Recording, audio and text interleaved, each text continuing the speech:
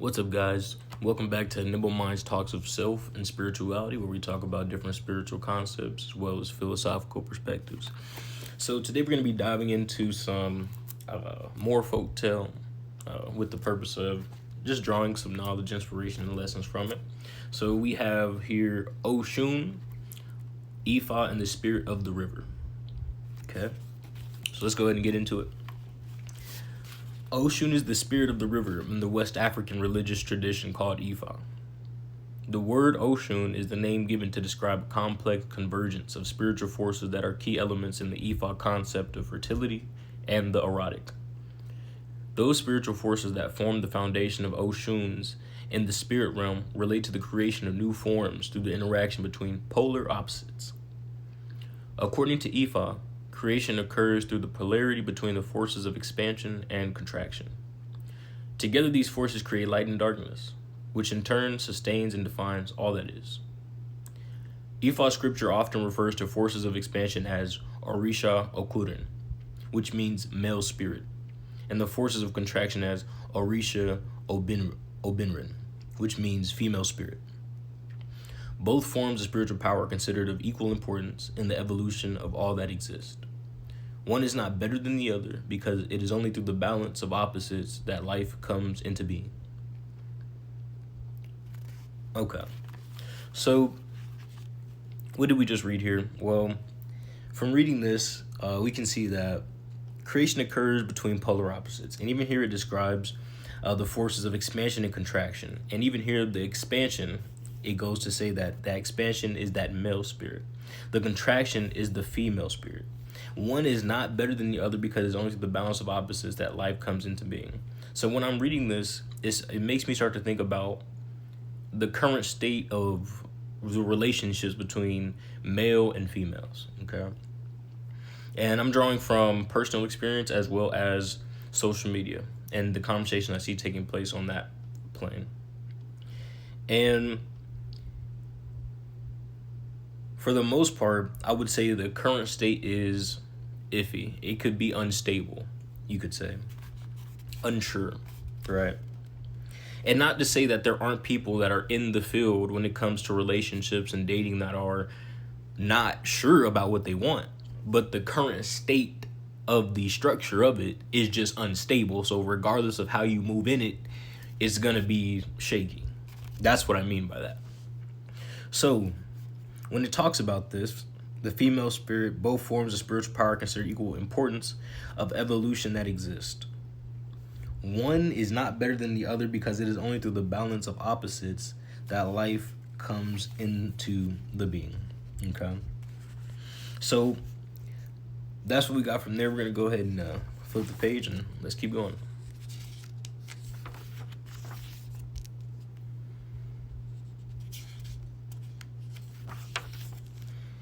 OSHUN, the spirit of the river, as the incarnation of both fertility and love, represents the impulse to maintain balance and harmony within the natural environment. When this impulse is translated into a communal environment, it represents the motivating factor for social justice. In the myth of OSHUN, the mystery of divination is limited to Abatala. By using her allure and charm, OSHUN makes divination available to all the immortals. The result is communal access to the power that comes from knowledge of the inner secrets of nature. Whenever this power becomes limited to a particular segment of society, the balance and harmony that is ordained by natural law becomes disrupted. Okay. Now, let's break this down a little bit. OSHUN is both fertility and love. So this here represents that balance, that harmony within nature, within that natural environment, okay? And we can see that it says the result of that communal access, the divination available to all the immortals, all right, comes from that balance, where then you can then receive the inner secrets of nature, okay? Now, let's get into this. Someone's telling me to focus on immortals.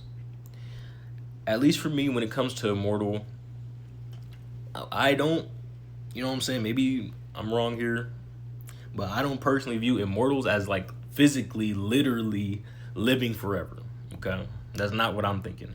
I'm thinking of a consciousness. I'm thinking of a type of mindset. I'm thinking of a type of energy that can last forever. And this can also be ancestors. It can also be the people that came before you. Okay. In aspects, they are immortal. Their mindsets, they still have them. Did they shift? No. The result is the communal access to the power that comes from the knowledge of inner secrets of nature. Whenever this power becomes limited to a particular segment of society, the balance and harmony that is ordained by natural law becomes disrupted. Okay. So, what does that mean? Well, whenever there is an imbalance, because a big part of this in spirituality in general is a balance. So whenever resources, power becomes limited, and when that says limited, what can that mean? Comes taken, all right? When people, whoever, hog resources, okay? And it becomes particular to a specific segment of society, it is already an imbalance because by nature, everything should be balanced. Everything should be even. Everything should be dispersed accordingly. So once you start to mess with that, there becomes a lot of disruptions in nature, whether that be it the way food grows, the way the weather starts to react, okay? Seasonal, the SAD disorder, okay? That's affected by the weather. Everything's connected. Nature, the weather, okay? Just because you're inside and you got a roof over your head does not mean nature all of a sudden just disappears. Nature is still there with you. It hears you. Okay. So it's always that balance that is necessary. And whenever there's an imbalance, which can come in many shapes and forms. Let's go back to the relationships, okay? I've seen things on social media where both sides, but we'll start with the women, where women are saying, hey, I don't need a man. Hey, I can do it all on my own. Hey. And sure, okay? Nobody's saying don't work hard. Nobody's saying don't get whatever career path, whatever you're striving for in life. Nobody's saying not to do that. But as we can see from the other page that we read, there's meant to be that balance, okay? It's not supposed to wane and lean in one direction. So when you start having those things pushed, okay, and now it's that competition, I'm better, I'm doing this, you're not doing this, it's creating imbalance. Because as a male and a female, each has their role that they serve. And once they come together, they outline and come up with those roles they're going to be serving. But each person has a role that they serve, okay? And then we go over to the male side, okay? We have the women here saying, hey, I don't need a man, I don't need this. And then let's go to the male side. Well, if women are reacting like that, right? Let's also look at the accountability of the men too. Yes, women, you be careful with having that mindset because it can be dangerous in the future. And a lot of stuff can be pushed onto women, right? To destabilize households, to destabilize a lot of things. So be careful with that. But men as well. Because we all bounce off of each other. That's what also creates the balance. Women look at the men, okay? And if you want a good idea of how a society is doing, how a group is doing, look at the women. So men, take some accountability and not just bash women, okay? Because everybody, yes, is an adult, take accountability for your actions. But when it comes to history, when it comes to the balance, you know, that timeline of nature and the balance that has always been there, and now that we are in a current state of imbalance, right? We have to take responsibility. Women didn't just get there by accident, okay? They didn't just wake up one day and were like, we don't want to listen, we don't want to do this. I promise you, it wasn't just, we just woke up one day and I woke up like this. Like, I promise you that's not what happened, okay?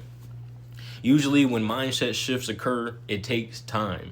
It takes years. It can take decades, centuries, because it's a gradual shift of consciousness, okay? Things take time. It's probably great changes I won't even be here to see. I'm okay with that. But that can create them imbalances, okay? When you have women assuming the role of man, and then men trying to assume the role of women. Okay, it can create imbalances, but you have to understand that you have to work to fix the imbalance, and the imbalance is just a part of the cycle of growth in nature. Okay. All right, so we're gonna keep going. I'm gonna flip the page here. Here.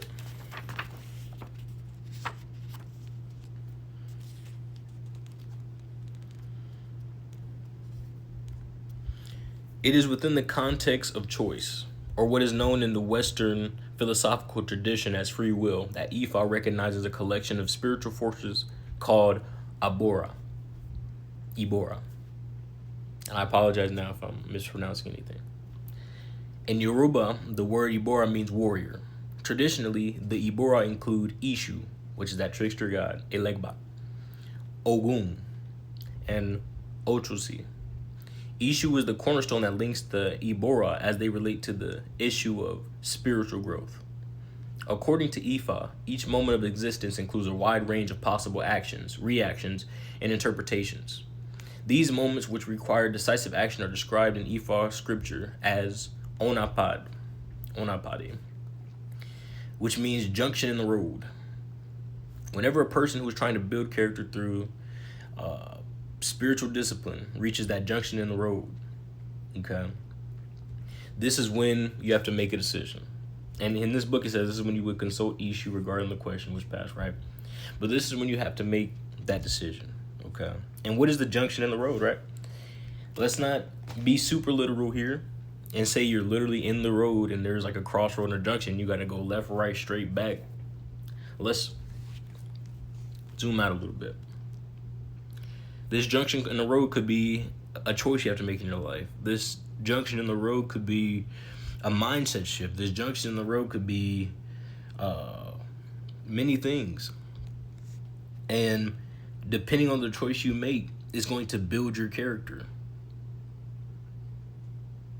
And here it teaches that blessings come to those who make choices that are consistent with their highest destiny. What is my highest destiny? How do I know my highest destiny? You have to figure that out for yourself. Okay.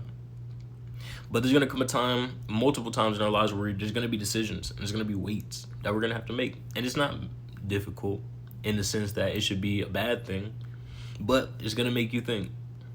And that's where you learn, and that's where growth takes place. That's where we can create that balance, okay? So, going back over everything, there's always a balance. OSHUN represents that fertility, both fertility and love, and the harmony of nature. And we say that once you don't go against nature and you understand that you only need to live in harmony with nature, as nature will provide you with the insights, with the mindset, with the state, the feeling, the emotions, and the process into the afterlife that you need. Nature, you will unlock the secrets of nature, okay?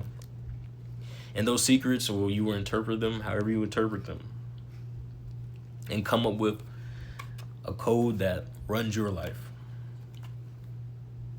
So that's the video on OSHUN, Ifa, and the spirit of the river. Hope you enjoyed. Peace.